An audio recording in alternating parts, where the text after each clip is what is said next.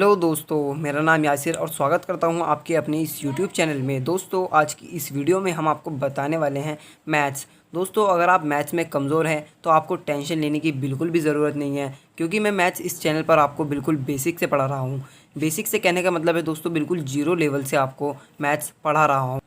मैं आपको zero level से बिल्कुल हाई लेवल तक ले जाऊंगा। दोस्तों, ये बेसिक मैथ्स का पार्ट 2 है। पार्ट 1 इससे पहले हमने अपलोड कर दिया है। अगर आपने वो पार्ट नहीं देखा हो तो उसका लिंक डिस्क्रिप्शन में है, तो आप उस पार्ट को ज़रूर देख लीजिएगा, तभी आप दूसरा पार्ट देखना। ठीक है दोस्तों, जब भी आपको ये अच्छे से समझ में आएगा। तो आइए दोस्तों, स्टार्ट करते हैं बेसिक मैथ्स का पार्ट 2। जोड़ और घटाना, एडिशन एंड सब्सट्रैक्शन। दोस्तों, सबसे पहले आज हम देखेंगे जोड़ और घटाना। जोड़ना और घटाना, जोड़ा और कैसे घटाया जाता है, बेसिक से समझाएंगे, आपको अच्छे से समझ में भी आ जाएगा।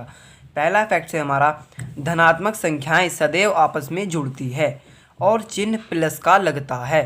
दोस्तों, कहने का मतलब है कि धनात्मक संख्याएं दोनों यानी कि प्लस की संख्याएं हैं तो वो आपस में जुड़ती है, और चिन्ह किसका आता है दोस्तों? प्लस का आता है। चिन्ह किसका आता है? प्लस का लगता है। जैसे एक एग्जाम्पल है, 2 + 4 = 6, यानी कि 2 + 4 बराबर होते हैं 6। ठीक है दोस्तों, ये दोनों जुड़ के हमारे आ गए 6। दोनों प्लस के हैं, हमारे चिन्ह भी प्लस का आ गया। ठीक है, एक नोट है, इसको आप देख लीजिए, इंपॉर्टेंट है ये। किसी संख्या से पहले कोई भी चिन्ह न हो तो धन यानी कि प्लस का चिन्ह माना जाता है। जैसे कि 2 से पहले, यहाँ 2 से पहले कोई चिन्ह नहीं था तो यहाँ पे प्लस का चिन्ह माना जाता है। ठीक है, मैं उम्मीद करता हूँ आप ये अच्छे से समझ गए होंगे। जैसे कि +2 और +3 कितने होते हैं? 5। यहाँ पे कोई चिन्ह नहीं था तो हमने प्लस का चिन्ह लगा दिया। ये आपको लगा भी सकते हैं या नहीं भी लगा सकते, वो आपके ऊपर डिपेंड करता है। ठीक है दोस्तों, मैं उम्मीद करता हूँ आप इसे अच्छे से समझ गए होंगे। तो चलिए दोस्तों, दूसरा फैक्ट देखते हैं।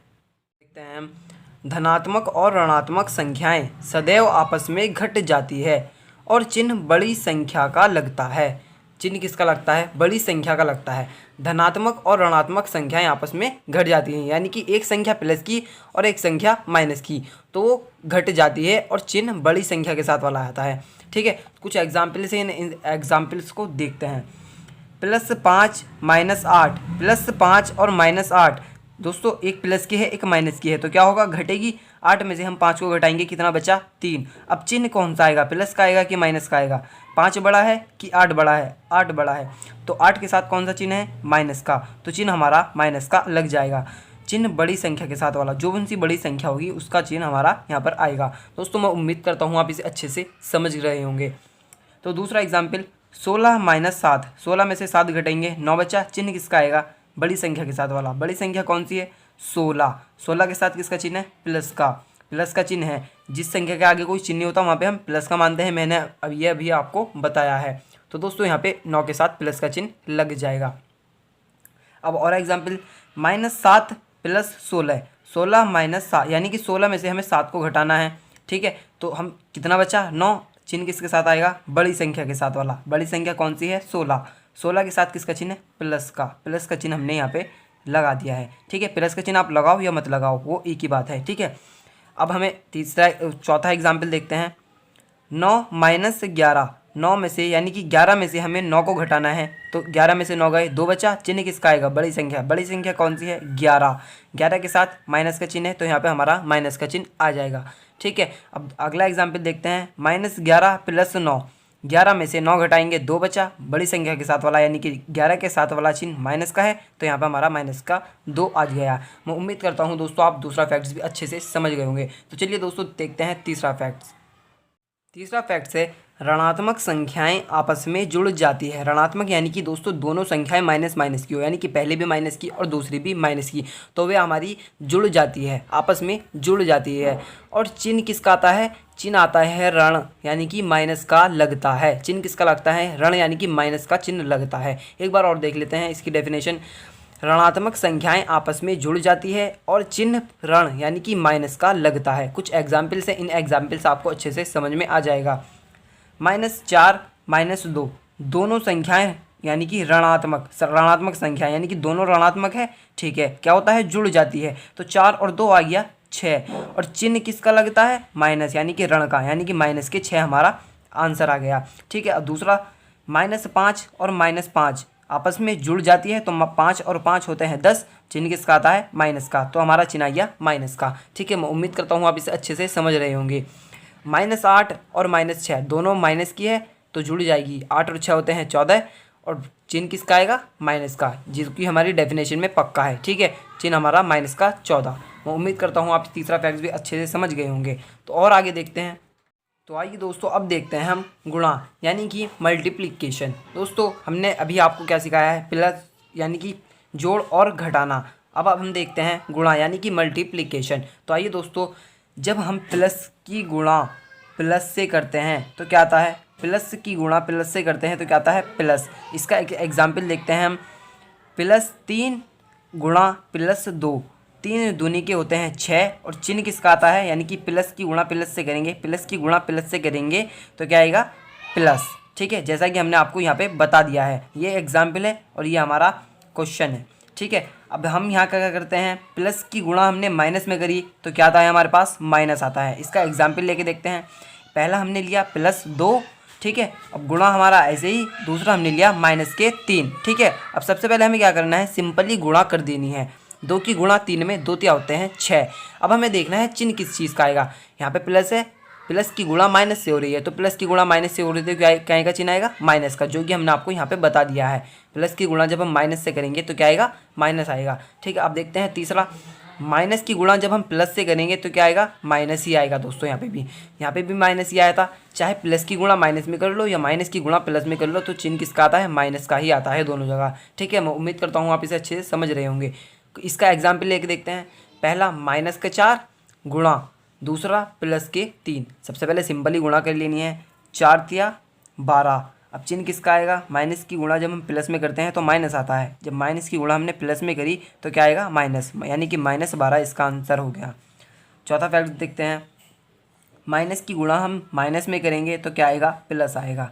माइनस की गुणा जब हम माइनस में करेंगे तो क्या आएगा प्लस आएगा। और अब इसका एग्जाम्पल देखते हैं। दोनों संख्याएं हमें माइनस की ले ली है, अब हम इनकी गुणा करनी है। चिन्ह किसका आएगा पता कैसे चलेगा, वो हम इससे पता लगाएंगे। सबसे पहले हमें गुणा कर लेनी है, 4 दूनी के होते हैं 8। माइनस की गुणा जब हम माइनस से करते हैं तो प्लस आता है, तो यहाँ माइनस की गुणा जब हम माइनस से करेंगे तो यहाँ पे प्लस का चिन्ह आएगा। ठीक है, मैं उम्मीद करता हूँ आप इसे अच्छे से समझ गए होंगे। दोस्तों ये 2 बातें हैं जिन्हें आप सीख लीजिए। अगर माइनस का गुणा सम बार हो, सम बार यानी कि सम क्या होता है, जो 2 से विभाजित हो जाती है, या जैसे कि 2, 4, 6, 8, 10, ये दोस्तों जितनी भी संख्याएं हैं सब 2 से विभाजित है, यानी कि सम संख्याएं हैं सारी। सम संख्याएं और विषम ये हमने आपको अभी पढ़ाया नहीं, ये हम आपको आगे बताएंगे। ठीक है, मैं उम्मीद करता हूँ आप इसे अच्छे से समझ रहे होंगे। अगर माइनस का गुणा सम बार यानी कि 2 बार हो रहा हो, 4 बार हो रहा हो, 6 बार हो रहा है तो क्या आएगा, हमारा चिन्ह आएगा प्लस का। अगर माइनस का गुणा विषम बार हो रहा हो, विषम संख्याएं कौन सी होती हैं, जो 2 से विभाजित नहीं होती है, जैसे कि हमारा 3, 7, 5, 9, ये 11, ये सब हमारी विषम संख्या है दोस्तों। ठीक है, तो चिन्ह किसका आता है माइनस का आता है। जैसे अगर माइनस का गुणा विषम बार यानी कि 3 बार, 5 बार, 7 बार हो रहा है तो चिन्ह किसका आएगा माइनस का आएगा। ठीक है, मैं उम्मीद करता हूँ आप इन दोनों चीज़ों को अच्छे से समझ गए होंगे। दोस्तों अब हम इन्हें एग्जाम्पल में करके दिखाते हैं आपको। जैसे कि हमने 2 की गुणा -3 गुणा 4 गुणा -2 गुणा -3। दोस्तों हमें इनकी गुणा करनी है। सबसे पहले हमें सिंपली गुणा कर लेनी है।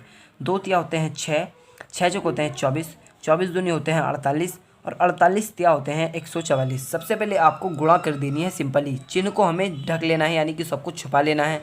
हमें ऐसे करने हैं गुणा कि जैसे हमारे साथ कुछ प्लस माइनस का चिन्ह ही नहीं हो। ठीक है, सबसे पहले आपने सिंपल गुणा के लिए कितना है 144, वो 144 आपने यहाँ पर लिख लिया। ठीक है, अब आपको चिन्ह देखने हैं, चिन्ह कितने बार है, यानी कि माइनस का गुणा कितने बार हो रहा है, 1, 2, 3, 3 बार गुणा माइनस का हो रहा है।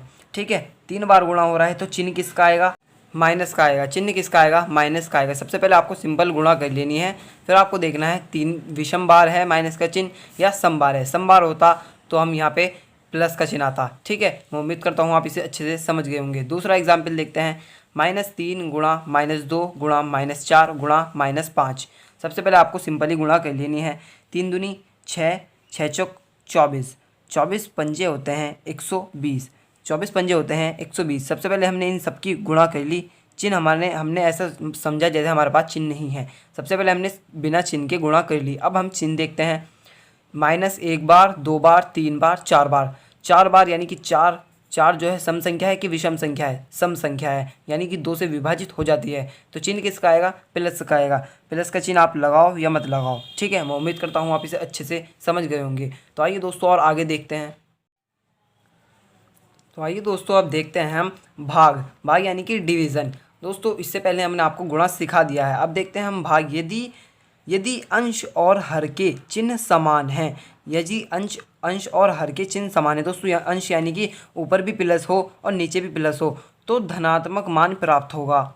और यदि अंश और हर के मान असमान हैं, यानी कि ऊपर प्लस हो और नीचे माइनस हो तो ऋणात्मक मान प्राप्त होगा। एक बार और देख लीजिए इसकी कंडीशन। यदि अंश और हर के चिन्ह समान हैं तो धनात्मक मान प्राप्त होगा, यानी कि प्लस का मान प्राप्त होगा। यदि अंश और हर के मान असमान हैं तो ऋणात्मक मान प्राप्त होगा, ठीक है। मैं उम्मीद करता हूँ आप इसे अच्छे से समझ रहे होंगे। तो अब दोस्तों हम देखते हैं कुछ एग्जाम्पल्स।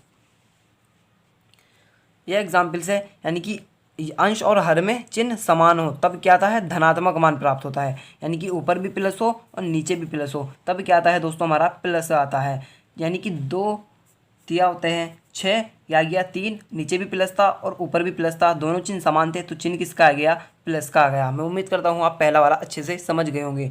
अब दूसरा देखते हैं, यानी कि यदि अंश और हर के चिन्ह, सॉरी यहाँ पे आएगा चिन्ह, यदि अंश और हर के चिन्ह असमान हैं तो ऋणात्मक मान प्राप्त होगा, यानी कि एक ऊपर प्लस है और नीचे क्या है? माइनस है दोस्तों। तो क्या आएगा? हमारा माइनस आएगा। जैसे एक एग्जाम्पल है, 2 तिया होते हैं 6, या ये हमारा 3।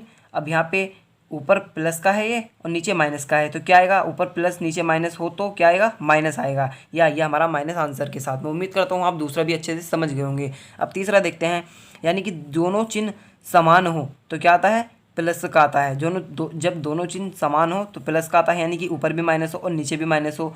2 तिया 6 और ये माइनस से ये माइनस कैंसिल हो जाता है, इसलिए यहाँ पे हमारा प्लस ही बचता है, ठीक है। 2 तिया आ गया 6 और माइनस से माइनस कैंसिल हो गया, यहाँ पे बच गया प्लस। मैं उम्मीद करता हूँ आप इसे भी अच्छे से समझ गए होंगे। अब चौथा इफेक्ट देखते हैं। ऊपर माइनस हो नीचे प्लस हो तभी क्या आता है? माइनस आता है। ऊपर माइनस हो नीचे प्लस हो तभी क्या आता है? माइनस आता है। यदि अंश और हर के चिन्ह असमान हो, ठीक है, जब क्या आता है? माइनस आता है। जैसे 2 तिया 6, 3 आ गया और माइनस का चिन्ह हमारा ऐसे ही आ गया, ठीक है। मैं उम्मीद करता हूँ आप इन चारों को अच्छे से समझ गए होंगे। दोस्तों अगर आप इन्हें अच्छे से समझ गए होंगे तो आइए और आगे चलते हैं। -a/b बराबर a/-b बराबर -a/b। दोस्तों इनमें आपको बहुत ही कन्फ्यूज़न होता है दोस्तों, बहुत ही स्टूडेंट को इनमें बहुत कन्फ्यूज़न होता है, क्योंकि एग्ज़ाम में किसी तरीके से भी आ सकते हैं। जैसे कि -a के साथ है, बटे में b है, बराबर ए के साथ प्लस है और b के साथ माइनस है। यहाँ पे a के साथ माइनस था, यहाँ पे b के साथ माइनस है, तो ये दोनों एक ही है, यानी कि ये दोनों बराबर है। माइनस ऊपर लगा दो या माइनस नीचे लगा दो, ठीक है, बराबर। यहाँ पे माइनस, ये आपके एक जगह यहाँ पे माइनस दिखता होगा, यानी कि इस लाइन के सामने आपको माइनस दिखता होगा, a/b, ठीक है। तो ये तीनों हमारे सेम है। माइनस चाहे ऊपर आ जाए या नीचे आ जाए या लाइन के सामने आ जाए, ठीक है। मैं उम्मीद करता हूँ आप इसे भी अच्छे से समझ गए होंगे। एक एग्जाम्पल देखते हैं। -6/2 बराबर +6/-2 बराबर -6/2। इन तीनों का आंसर दोस्तों एक ही होगा, -3, ठीक है। मैं उम्मीद करता हूँ आप इसे भी अच्छे से समझ गए होंगे एग्जाम्पल से, ठीक है। तो दोस्तों ये आपका सेकंड पार्ट समाप्त होता है। नेक्स्ट पार्ट में बताऊंगा बीजगणितीय संक्रियाएं, जिसमें आपको बताऊंगा चर राशियां, अचर राशियां, इनको जोड़ा कैसे जाता है, इनका गुणा कैसे होता है, ये सब चीज़ें आपको मैथ्स के लिए काफ़ी इम्पोर्टेंट होती है।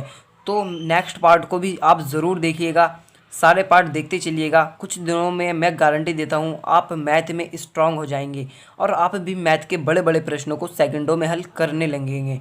तो दोस्तों अगर आपको वीडियो अच्छी लगी हो तो वीडियो को लाइक कीजिए, और अगर आपके दोस्त, फ्रेंड या घर के फैमिली मेम्बर अगर आप मैथ्स में वो वीक है तो आप उनको ये चैनल का नाम बताएं, इस पे वीडियो शेयर करिए उनके पास दोस्तों, आप जिससे कि आप वे भी मैथ्स सीख जाएं। मैं उम्मीद करता हूँ आप वीडियो अच्छी लगी हो। तो दोस्तों वीडियो को लाइक ज़रूर करना, एंड एक चैनल का सब्सक्राइब का बटन आ रहा होगा दोस्तों, उसको आप सब्सक्राइब जरूर करना। और बेल आइकन ज़रूर प्रेस कर लेना, जिससे कि आपको थर्ड पार्ट का नोटिफिकेशन पहुंच जाए। तो मिलते हैं नेक्स्ट पार्ट में, जब तक के लिए धन्यवाद।